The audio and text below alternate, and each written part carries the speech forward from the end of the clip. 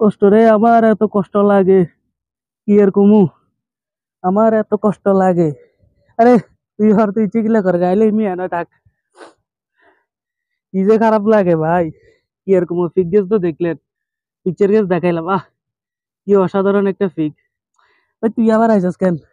তোরলাই শান্তি নেই, তুই আবার আইসাস।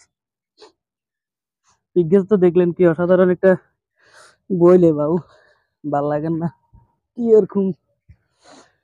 হ্যাঁ, আন্ডা আর্জেন্টিনা সাপোর্টার, আর্জেন্টিনার আন্ডা সাপোর্ট করি। তুই হিয়ানে কিলে গেছস মরবার নি? ইনি কিলে গেছস ইনি রাস্তাঘাট বেড়া ভিজা বেড়া হিজল কাকু বললাই নি? এনে থাক, এনে রোদ উঠছে সুন্দর কথা, এনে বই থাক, কিলে ইচ্ছা করার উদি। তো যাই হোক, যেটা বলতেছিলাম, আমরা যারা আর্জেন্টিনারে সাপোর্ট করি, তারা দীর্ঘ 36 থেকে 36 বছর আমরা ওয়েট করার পরে, বা আমার বয়সী যারা আছেন তারা কিন্তু তাদের জীবনে এত বছর আর্জেন্টিনাকে সাপোর্ট করার পরে শুধু 2022 সালে এসে তাদেরকে চ্যাম্পিয়ন হতে দেখেছি। তাদের ওয়ার্ল্ড কাপটা আমাদের লিজেন্ডারি প্লেয়ারদের হাতে কিরে রে, হাতে কিরে, হাতে কিরে মানে হাতের কোনো শান্তি নেই। হাতে মানে এই কিরে হাতে চাচ্ছে হাতে কমবে যাই বসে। তুই আর মান সম্মান কিছু রাখতি না কেন? তুই আর লুঙ্গি মুঙ্গির তলে দুটো কি ইচ্ছে গেলে করার, তুই তোর ওই হতার জায়গা কিনে নি?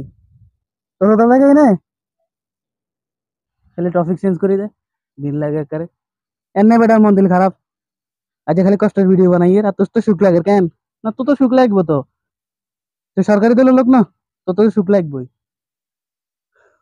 যাই হোক, যেটা বলতেছিলাম সেটা হচ্ছে, যারা আর্জেন্টিনা আমরা সাপোর্ট করি, করে যাই, তারা আমরা 2022 সালে ফিফা ওয়ার্ল্ড কাপে আমাদের বস বা আমাদের প্রিয় টিম কাপ নিতে দেখেছি, নিজের চোখে সেটা দেখেছি, এটা স্মরণীয় থাকবে। এবং এবারে 29শে জুলাই টি টোয়েন্টি ওয়ার্ল্ড কাপে আমাদের পার্শ্ববর্তী দেশ, আমাদের বন্ধুর দেশ, আমাদের জনপ্রিয় দেশ, আমাদের কলিজার দেশ, আমাদের প্রাণপ্রিয় দেশ, আমাদের ভালোবাসার দেশ ইন্ডিয়া চ্যাম্পিয়ন হয়ে গিয়েছে, ট্রফি অর্জন করে ফেলেছে। আর তারাও সেম ঘূর্ণিঝড়ের কারণে তারা ওয়েস্ট ইন্ডিজ আমেরিকা থেকে চ্যাম্পিয়ন হওয়ার পরের দিন আসতে পারে নাই, 2-3 দিন পরে লেট করে আসছে। ঘূর্ণিঝড় থামার পরে তারপর তারা তাদের দেশে ব্যাক করছে। এবং ভাই, ব্যাক করার পর নিউ দিল্লিতে বা তাদের ক্যাপিটাল রাজধানীতে যে সেলিব্রেশনটা করলো ভাই, একদম ভাই দেখা, একদম ভাই 2022 সালের আর্জেন্টিনা ওয়ার্ল্ড কাপ জিতার পর আর্জেন্টিনা তাদের হোম টাউনে গিয়ে, সিটিতে গিয়ে যে একটা সেলিব্রেশন করেছিল না, একদম হুবহু সেম ভাই। যারা দেখেছেন তারা খুব ভালো করে দেখেছেন ভাই। নিউ দিল্লির যে স্টেডিয়াম, সেটাতে একদম দর্শকের কানায় কানায় ভরপুর, শুধুমাত্র কি প্রিয় প্লেয়ারদের কাপ নিয়ে দেখবে এই জন্য, বা কাপটা নিজেরা সচোখে দেখবে এই জন্য। আর রাস্তায় তো ভাই কুত্তার মতো মানুষ ভাই, সমানে মানুষ। একদম আর্জেন্টিনার সেলিব্রেশনটা রাস্তায় আউটডোরে যে সেলিব্রেশনটা হয়েছিল না, একদম সেম হয়েছে ইন্ডিয়ারটা। আর যে ফিকটা দেখালাম শুরুতে, এটা কিন্তু দুইটাই একসাথে।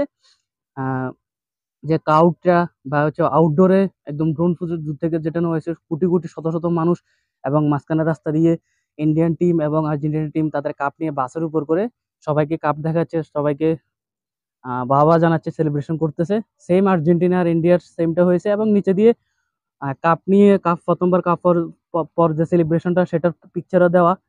ভাই সত্যি ভাই, এটা দেখি খুবই খারাপ লাগতেছে। আর কোথাও যাবে কিলে খারাপ লাগতেছে ভাই আসলে। আমরা আজকে এত বছর টিকিট খেলি, এত ভালো টিকিট খেলে, আমাদের বাংলাদেশ টিম এত ভালো টিকিট খেলে, এত ভালো ভালো প্লেয়ার আছে বা আসে, খেলে। এ পর্যন্ত আমরা ক্রিকেট এত ভালো করার পরও এ পর্যন্ত আমরা একটা ইন্টারন্যাশনাল কাপের স্বাদ পাইলাম না।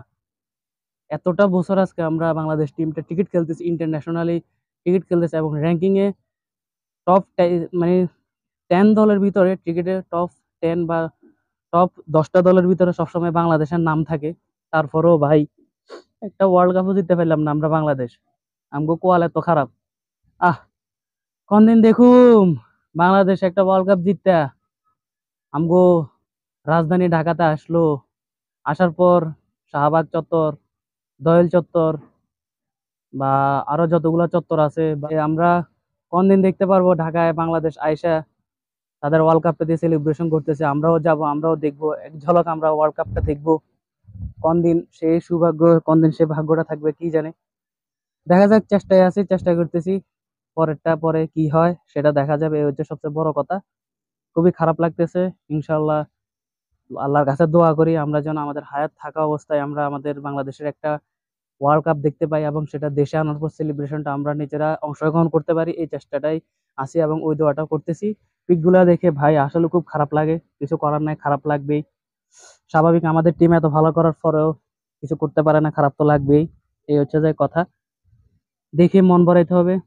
এখন তো আর কিছু করার নাই, যদি সৃষ্টিকর্তা ভাগ্যের রাখে সেদিন না আমরা ওয়ার্ল্ড কাপ জিতবো। কবে জিতবো সেটা আমরা জানি না, সম্পূর্ণটা যে ভাগ্যের খেলা, ভাগ্যের পরিহাস।